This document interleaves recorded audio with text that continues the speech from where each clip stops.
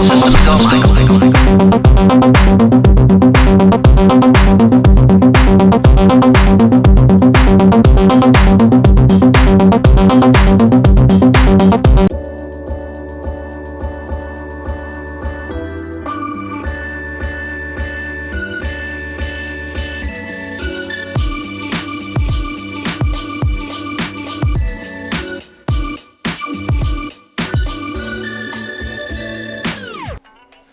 What's up, what's up?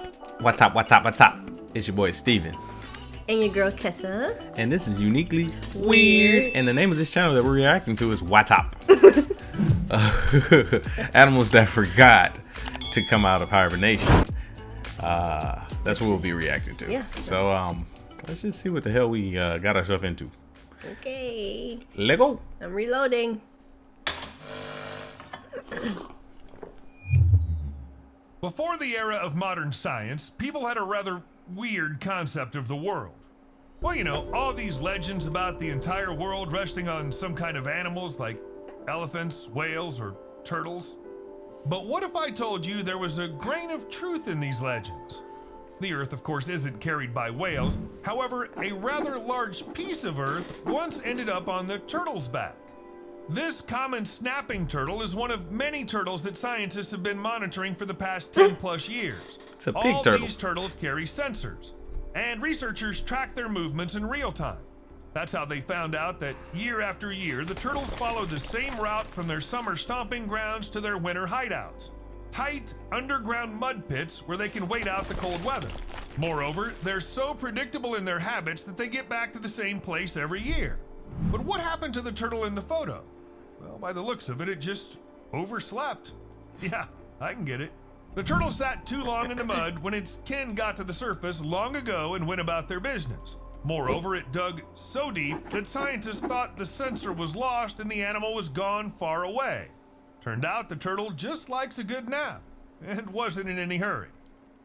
Of course, it's rather weird to expect a turtle to be in a real hurry, but why would turtles dig into the ground in the first place? I mean, I understand it when it comes to winter, but why do this in summer?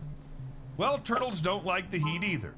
They're cold-blooded reptiles whose bodies can't withstand prolonged exposure to high temperatures, so they have to burrow into the ground. Cool earth helps keep body temperature at the right level. At this time, the turtle's metabolism slows down and it falls into a deep sleep. Roughly the same thing happens in winter when the temperature drops, only the turtles... First of all, I didn't know turtles hibernated. I didn't either. I thought that was like a mammal thing or like bears and stuff. Yeah, I did not know turtles hibernated. That's crazy. Sleep becomes even deeper and longer. It's called brumation. It's like hibernation only for reptiles. Slow metabolism. Okay, I've heard of that because I watched that the snake guy. Yeah, he talks about that one before they no need to eat and all that. However, even such ancient and tenacious creatures like turtles have their drawbacks. For example, they don't have an alarm clock. For their own safety, turtles sometimes burrow deeper, but the longer they sleep, the denser the ground above them gets. Just imagine, you didn't get up on time and that's it. You gotta dig yourself out now. Keep in mind, there's a risk of literally suffocating to death. In the spring, when the turtles come out of their hibernation, they're like one big muscle spasm due to the buildup of lactic acid. To get rid of it, they need to warm up. To warm up, they need to get up and reach the sun. But how do you do this when you can hardly move? It's clear that in this state, the turtle is easy prey for any predator that can pull it out of its shell. And if the turtle doesn't move for too long, then the amount of lactic acid can become critical. After this point, it's no use trying to get out at all, let alone this big chunk of earth on its back. By the way, Steve, how big was that chunk of earth? Ah, I see. The weight of the turtle was about 13 pounds, and the 10-inch thick chunk of earth on its back weighed 18 pounds. Still, the animal moved without any problems, as if it had been carrying such weights all its life. And then there's a question. How can these turtles live for several months underground without any access to oxygen? This is one of those questions that remain a mystery to scientists. I mean, I get that the metabolism slows down and all that, but they still need to breathe. Turtles may rely on underground air pockets, but that's still not enough. Most likely the answer lies in a turtle life hack, which everyone would probably like to have. These animals switch their metabolism to a different mode. I'm not talking about its speed or inability to eat fast food without the risk of gaining weight. Turtles just go into oxygen-free mode and start burning body fat, sugar, stuff like that. This leads to waste products forming in their bodies, like the lactic acid I've already mentioned. However, the turtle body itself comes to the rescue. It borrows calcium from the shell and neutralizes the acid, maintaining a healthy chemical buildup. This protects the animal both outside and inside. Interesting. Alas, no hard shell and no amount of metabolism tricks will help if the turtle spending winter underwater sleeps too long. Yes, turtles can actually spend month after month at the bottom of a lake and feel quite comfortable. Moreover, water bodies freeze gradually from top to bottom. And if the winter's not quite severe, then only the top layer turns to ice. Together with the snow, it isolates the water below, and at the bottom, turtles sleep peacefully and wait for warm weather. But if the entire reservoir freezes, things can get bad. In January 2016, China experienced severe cold. In some regions, the temperature dropped below minus 53 degrees Fahrenheit, and turtles were submerged in ice right in their aquariums. The water around the animals froze, trapping them. Some of the turtles managed to raise their heads in time, while others were much less fortunate.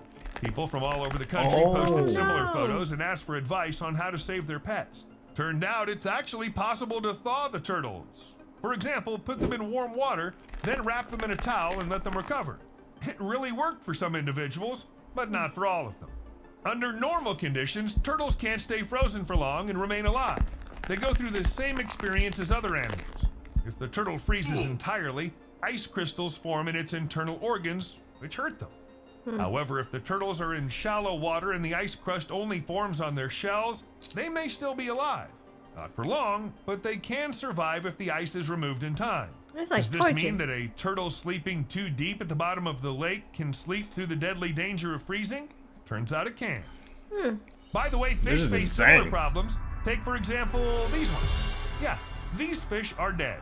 At the same time, they're frozen into a vertical wall of ice about 4 feet tall. This picture was taken in South Dakota at Lake Andes, where a particularly thick layer of ice formed on the surface in winter. It was covered with snow from above, and this didn't allow sunlight to Net fish or rocks? I can't tell. Penetrate down below. The lack of light prevented algae and aquatic plants from photosynthesizing, so the oxygen level in the lake dropped. As a result, the fish suffocated, died, resurfaced, and got stuck in the ice. Well, then there was too much ice. It bumped into the shore and turned into a wall of fish ice cream.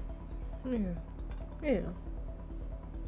And this is, in fact, a common phenomenon that occurs literally everywhere. When ice forms, it prevents water from exchanging oxygen with air, and oxygen levels slowly drop. Because of this, fish can actually suffocate.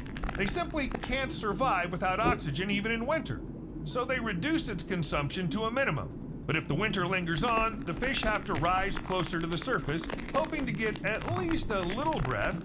As a result, they risk simply freezing into the ice and dying, or, as I said, suffocating and also dying. In short, both options aren't exactly great. In this regard, wood frogs proved to be much better adapted than other animals. They came up with antifreeze. During the cold season, wood frogs don't migrate to a warmer area, but seek shelter somewhere on the ground. They melt in the ice? Where they freeze. And then when it's warm again, they simply thaw. All this without side effects. Ugh, that's creeping me out. As soon as the first ice crystals reach a wood frog, its skin freezes. The frog becomes hard and crunchy as if it was candy. And this is not just a comparison. Special proteins cause the water in the blood to freeze first. This ice, in turn, sucks most of the water out of the frog's cells. At the same time, the frog's liver begins to produce a large amount of glucose, which packs into cells and props them up. Yes, the frog adds massive amounts of sugar into its cells so they don't get destroyed. Turns out there's a thick sugar syrup inside the cells, and all the water outside is frozen. The frog can remain in this state, that is, with no beating heart or brain activity, until it gets warmer. That episode, though. It's one of my favorites. Then the water will slowly return to the body, the blood will begin to flow again, and the frog will come to life. Ugh.